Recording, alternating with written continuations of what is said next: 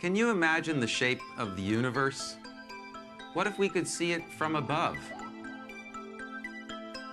Or from below? Or maybe from over there? Or maybe from inside? Of course, we're already inside the universe, and this is just what we imagine part of its shape to be. And mathematicians are imagining and discovering the shape of everything from the cosmos to the microcosmos, including the smallest strands of DNA. So welcome to the world of topology. We can begin to understand this most amazing branch of mathematics with a simple game of asteroids. Consider the universe of a video game. On the surface, it looks like a two-dimensional square section of the standard Euclidean plane that we learned about in high school. But something interesting happens when our little ship jets away to avoid a collision. What just happened? Did the ship leap into hyperspace? Did it fall off the edge of its universe? Are the programmers just messing with our perceptions, trying to make the game more difficult? Or is there something else going on? Well, something else is going on. In reality, the ship is simply traveling around its universe, going on a perfectly continuous round trip, blasting asteroids to do it safely. For us, viewing the game on a video screen, the asteroid spaceship appears to live on the surface of a two-dimensional plane. But actually, it could be living in other places, like the surface of a cylinder, or even more exotic surfaces. That's where topology comes in, a branch of mathematics concerned with the study of spatial relationships that don't depend on measurement, and is more concerned with concepts like between or inside, and how things are connected. A topologist doesn't care that we bent the asteroid universe to better understand it. In fact, to a topologist, nothing happened. The game's universe is still the same. It's just viewed from a different perspective. This looking at the world from a different perspective is at the core of topology, and today helps mathematicians get to the essence of many unusual puzzles. And it all started with 7 bridges.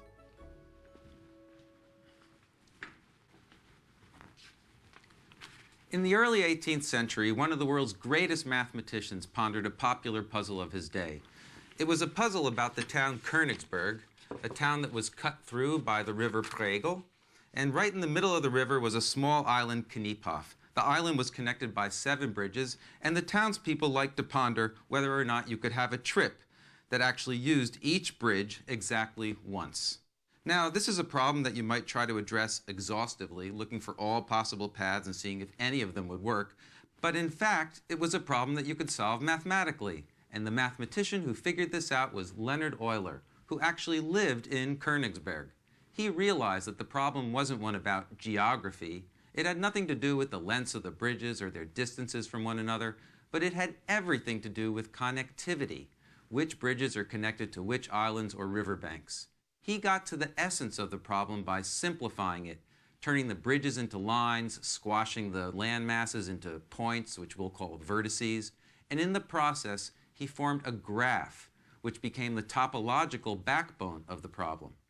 Euler had turned his trip around town into navigating a graph of 4 vertices and 7 edges, thereby transforming the problem into one of graph theory, and thereby creating the field of graph theory and topology. In his solution, Euler realized that other than the vertices where you start and end your path, every time you take an edge into a vertex, you have to leave by another edge in order to avoid crossing the previous one again. So that means if you're never going to double back, the number of edges coming out of each interior vertex must be even. But Euler's graph of the bridges of Königsberg revealed that all its vertices were connected to an odd number of edges. So there could be no route that crossed all 7 bridges without crossing one twice. In other words, such a trip was impossible.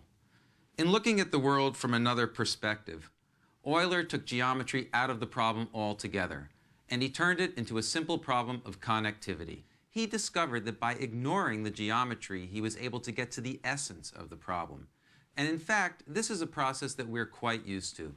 A globe seems like a reasonable representation of the Earth, even though most of us will never really see the entire sphere itself. To us, locally, it essentially appears as something in 2 dimensions, flat, like a surface. But if we pull back far enough, the small bounded local surface ultimately becomes the Earth, which is a sphere, one of the basic topological shapes, and again an example of a two-dimensional surface. Now, because we've seen it from outer space, we know the Earth is a sphere. But what if we had pulled back and found that it was more like a donut? Now, this is entirely possible because a donut, like a sphere, is locally two-dimensional and might appear flat. Now, a mathematician might call a donut a torus, and it's another of the basic topological shapes, and an example of what we call more generally manifolds. Now, you might be resisting such an alternative view of space and more generally shape, but the fact is that it's only with topology that we can distinguish between the large-scale structure of different shapes that on the surface seem the same, like a piece of a torus or a sphere. And conversely, sometimes we're very surprised by things that may seem different but are topologically the same. For instance, what if I told you that a coffee mug like this is essentially the same as a donut? Well, it's true. Topologically, we can manipulate it, can deform it, so that it ends up just having a single hole surrounded by a single uninterrupted surface, just like a donut. However, it turns out that you can't turn a sphere into a torus without ripping its surface. So we're only interested in the surface of this, and I push down, and now the upper and lower sides are touching, and the only way to get that hole is to, in fact, rip it.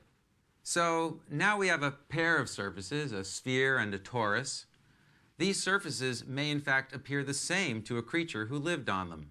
Each provides a different model for a two-dimensional universe. So what kind of universe does our game of asteroids live in? A universe in which little ships sail off one edge only to return on another? We know we're looking at a flat plane because that's what a video game screen is. And we know we can glue the top and bottom edges together to create a cylinder for it to play on. But we can also put the game on a torus. Again, the ship doesn't know it's on a torus. It just knows it's blasting asteroids out of its way.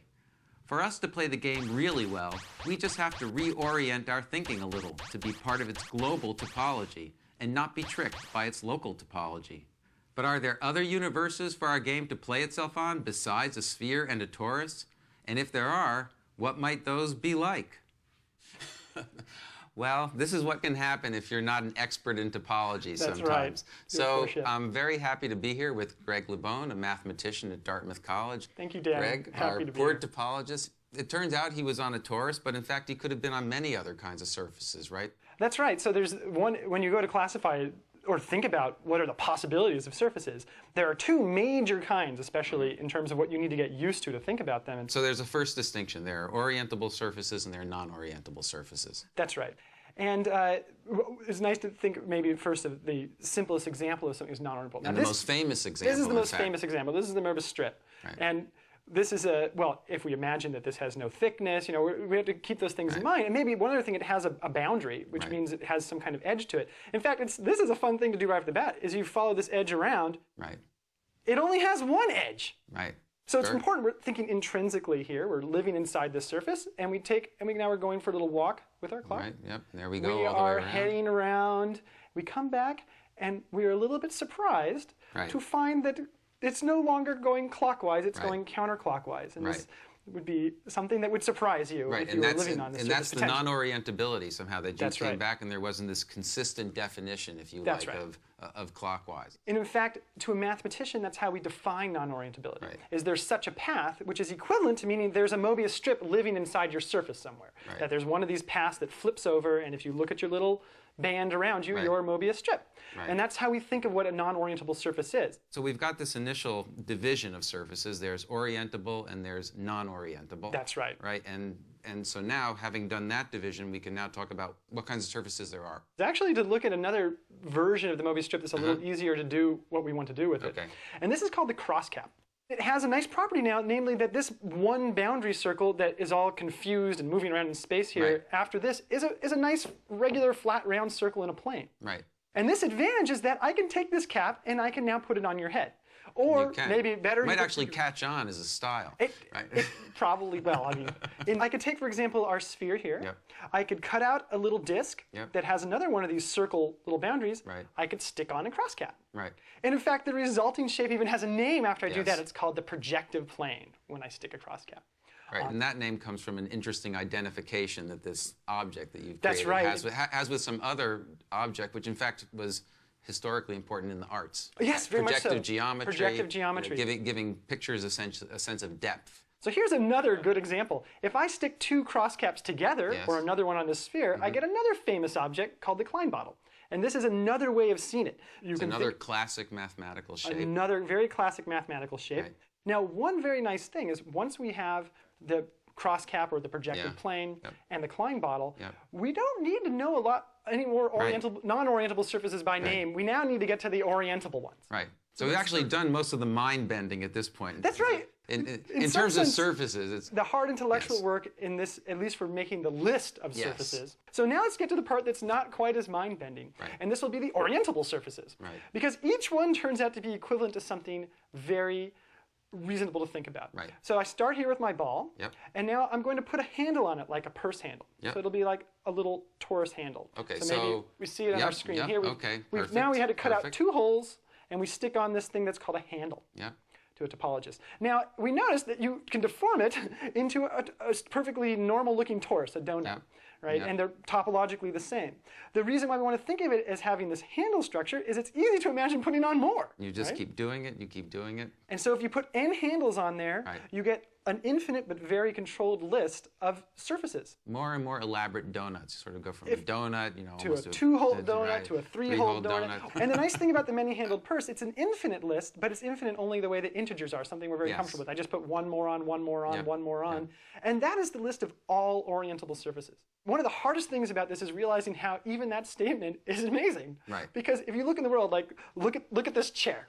Here's a chair that you could imagine sitting down on. And it's orientable. It's a nice chair. It's a very nice chair. Right, okay, so we've got our chair here. And so now we know, in fact, that to a topologist, it's something on that list. It's something on this list, but look at it. Who isn't on that list? It's shaped in a very different way. If it's an embedded surface in space, it's on this list. So we've got to start squashing and stretching. So let's do it. Here, let's start squishing our chair. We're squishing up the legs. They smush together. Oh, we're folding it out. Great. We see these holes. Oh, the top's coming down to put us in a nice position. And now it's becoming very symmetric. And we see, and lo and behold, now it doesn't look like our handles. It looks like sort of a donut with 6 holes all in a row. But in any case, I think the point of this is that, or at least the point to me is that you look around the world and you see, oh my gosh, the notion of surface is everywhere. All these objects are some kind of surface, but they're really complicated. Which ones on this list are they? Who are they? So now you had said before that I had this list and you said I should take your word for it, that they're all different, but you're not going to give me away. Oh, no, I'm going to give you away. Because it would be pretty, mathematicians wouldn't like to take each other's words for it on these sorts of things. We would like a proof. We're bad about that. And in fact, we are extremely lucky here. We get to associate what's called an invariant. So what this means is it's something that doesn't change when I deform it.